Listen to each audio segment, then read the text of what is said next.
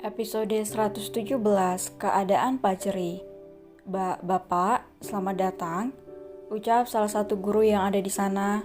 Fajri, pekik Irfan ketika melihat pangeran kecilnya tengah terbaring lemas dengan kepala yang sudah diperban.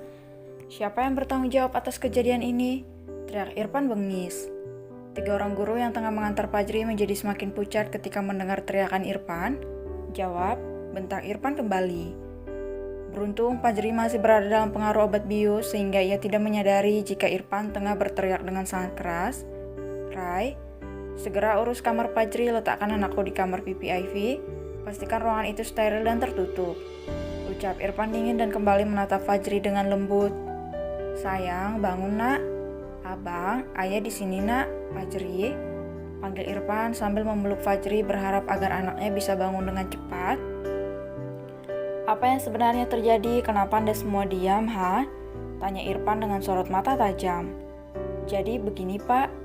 Setelah Fajri menyelesaikan pekerjaannya memperbaiki bel itu, ia hendak turun dengan cara melompat.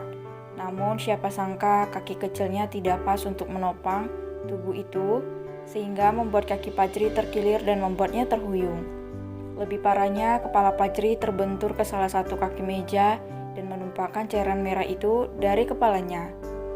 Jiat dan Bagas terdiam beberapa detik melihat kejadian itu, hingga mereka terpekik kaget ketika Fajri sudah digotong oleh bapak yang memperbaiki bel tadi menuju ke ruang UKS. Fajri, pekik mereka dan berlari mengejar Fajri. Kalian lebih baik kembali ke kelas biar Fajri bapak yang menangani, ucap bapak itu dengan sedikit membentak karena takut. Tapi Pak, sudah sana kembali ke kelas kalian. Ia mengingat pekerjaannya sebagai penjaga sekolah akan dipertaruhkan karena ia tahu siapa orang tua Fajri. Ia berdoa dalam hati untuk keselamatan anak jenius ini dan untuk pekerjaannya. Dokter, tolong bantu anak ini. Pekiknya ketika sampai di ruang UKS. Baringkan saja langsung, Pak. Kenapa bisa seperti ini? Pekik dokter perempuan yang sedang berjaga di sana. Fajri sudah pingsan karena kepalanya terbentur cukup keras. Dokter itu segera memberikan pertolongan pertama pada kepala bagian kanan Fajri yang masih mengeluarkan darah.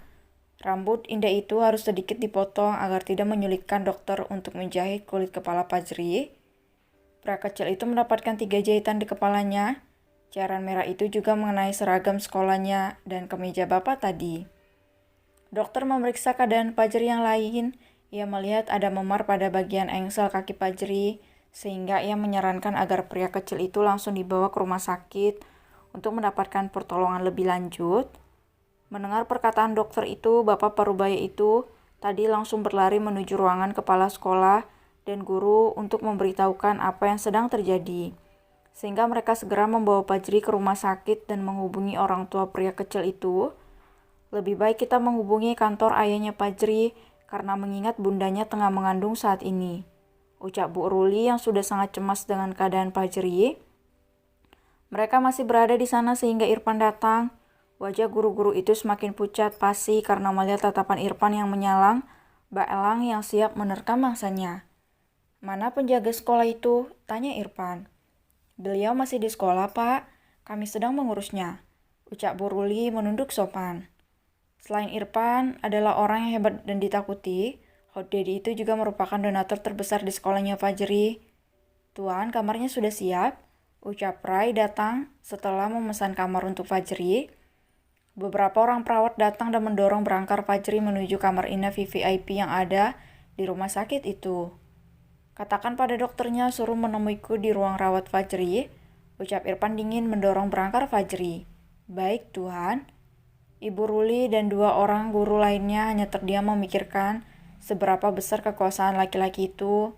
Mereka mengikuti langkah kaki Irfan yang tengah membawa Fajri. Ketika hendak menaiki lift, mereka dihadang dengan alasan tidak sembarangan orang yang bisa masuk berkunjung di bawah VVIP. Mereka hanya pasrah dan menunggu bagaimana keadaan anak kebanggaan mereka itu. Irfan masih mendorong berangkar putra mahkotanya menuju kamar rawat inap VVIP. Sekarang ia bingung bagaimana cara memberitahukan masalah ini kepada Fajira nanti. Ia takut akan berdampak pada kandungan istrinya. Sayang, bangun yuk, ini ayah nak, ucap Irfan menggenggam tangan Fajri selepas kepergian perawat itu. Matanya berkaca-kaca melihat keadaan Fajri. Ini pertama kalinya ia melihat keadaan putra kecilnya terbaring di ranjang kesakitan itu. "Sayang, bangun yuk nak," ulang Irfan. Ceklek, pintu terbuka menghadirkan Rai dan seorang dokter menangani keadaan Fajri tadi. "Tuan, ini dokter yang menangani tuan muda barusan," ucap Rai. "Selamat siang, Tuan," ucap dokter itu dengan sedikit takut ketika menyadari anak siapa yang tengah ia tangani tadi. "Jelaskan," ucap Irfan dingin dengan masih menatap Fajri. "Baik, untuk kondisi tuan muda itu sudah stabil, hanya saja terdapat 3 jahitan pada kepala bagian kanannya dan kaki kanan tuan muda juga terkilir, Tuan. Beruntung tuan muda mendapatkan pertolongan pertama saat di sekolah tadi, sehingga pendarahan bisa teratasi dengan cepat," ucap dokter itu berusaha tenang sambil menarik nafasnya pelan. "Untuk kaki tuan muda sudah kami pasang perban elastis untuk memapahnya agar tidak banyak bergerak, Tuan. Nanti kami juga akan melakukan ronsen untuk memastikan jika tidak ada luka dalam yang berakibat fatal nantinya, Tuan," terang dokter itu hati-hati dengan keringat yang membasahi tubuhnya. "Kapan?" "Setelah tuan muda sadar, kami akan melakukannya, Tuan." "Apa harus dirawat?" "Tidak, tuan muda tidak harus dirawat, tapi harus mengontrol keadaan kakinya 2 hari setelah ini, Tuan." Irfan masih menatap Fajri dengan lamat. Rai sedikit berbicara dengan dokter itu dan mengucapkan terima kasih kepadanya. Setelah dirasa cukup, dokter itu segera keluar dan menuju ruangannya dengan baju yang sudah basah oleh keringat dingin. "Bagaimana saya akan mengatakan ini kepada Fajira, Rai? Saya takut kandungannya kenapa-napa," ucap Irfan sendu.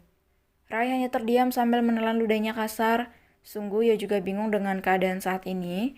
Ia merasa sangat tidak berguna ketika Irfan meminta saran karena dirinya juga panik dan cemas dengan keadaan Fajri yang sudah ia anggap sebagai anaknya sendiri. "Rai," panggil Irfan ketika tidak mendapatkan jawaban. "Maaf Tuan, saya juga sedang berpikir bagaimana cara mengatakannya kepada Nyonya." Helaan napas yang keluar dari mulut Irfan. "Sayang, bangun nak, kenapa abang bisa seperti ini?" ucap Irfan dengan air mata yang tidak mampu untuk ia tahan lagi. "Bangun nak." Rai hanya menatap Irfan yang begitu rapuh semenjak Fajira dan Fajri hadir dalam hidupnya. Ketika melihat 2 orang yang paling ia cinta itu terbaring, Rai melihat sisi yang berbeda dari seorang Irfan yang tidak pernah ia lihat selama bekerja dengan laki-laki itu. "Apa yang harus aku lakukan?" batin Rai berpikir keras. "Tuan, apa sebaiknya kita memberitahukan hal ini kepada Nyonya setelah tuan muda diperbolehkan pulang oleh dokter?" ucap Rai. "Hanya itu solusi yang bisa ia dapatkan."